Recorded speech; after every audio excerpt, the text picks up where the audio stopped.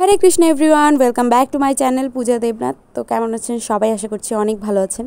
তো আজকের এই ছোট্ট ব্লগে কিভাবে আমি আশাহত হয়ে ফিরে এলাম সেটাই আপনাদের সাথে শেয়ার করব, সাথেই থাকুন। সেই দিন সুইমিং না জানা সত্ত্বেও গিয়েছিলাম যমুনাতে একটু নৌকায় ঘুরোঘুরি করার জন্য। কিন্তু কথায় আছে না যে কপালে না থাকলে আর হয় না। প্রথমে তো আর জানতাম না যে এই অবস্থা। তো এই মহারানীর ঘুমই শেষ হচ্ছিল না, শুধু ঘুমাচ্ছিল। তো এই কানের দুলটা আমাকে একটা বৌদি গিফট করেছে। সচরাচর আমি বড় কানের দুল একদমই পরি না বাইরে, কিন্তু বৌদি বলল যে কেন, সমস্যা নেই। তো গল্প করতে করতে আমরা আমাদের কাঙ্ক্ষিত জায়গায় চলে এসেছি। যখনই দেখলাম যে নৌকায় উঠতে পারবো না, মনটা একটু খারাপ হয়ে গিয়েও আবার ভালো হয়েছিল, কারণ নদীর ঢেউগুলো দেখে। ঢেউগুলো মারাত্মকই ছিল, মানে প্রচুর বাতাস ছিল। আর যে নৌকাটা বাঁধা ছিল সেটাতে বসেই আমরা একটু পার্ট নিচ্ছিলাম, ছবি তুলেছিলাম।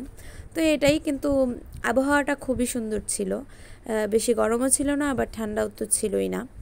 আর সাইডে নৌকা বানানো হচ্ছে, আপনারা দেখতেই পাবেন। এই যে নৌকা বানাচ্ছিল, এখানে অনেকগুলো লোক একসাথে হয়ে।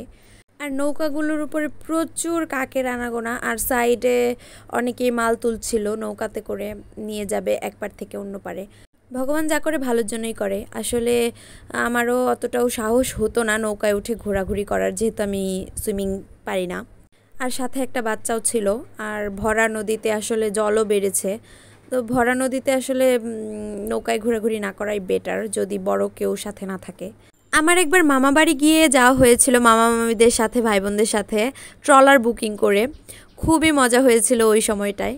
তো যাই হোক, আজকের ভিডিওটা এই পর্যন্তই। যদি ভালো লাগে লাইক কমেন্ট শেয়ার করবেন, আর ফেসবুক পেজ থেকে দেখে থাকলে অবশ্যই ফলো করবেন, আর যদি ইউটিউব চ্যানেল থেকে দেখে থাকেন তাহলে subscribe to my channel. By.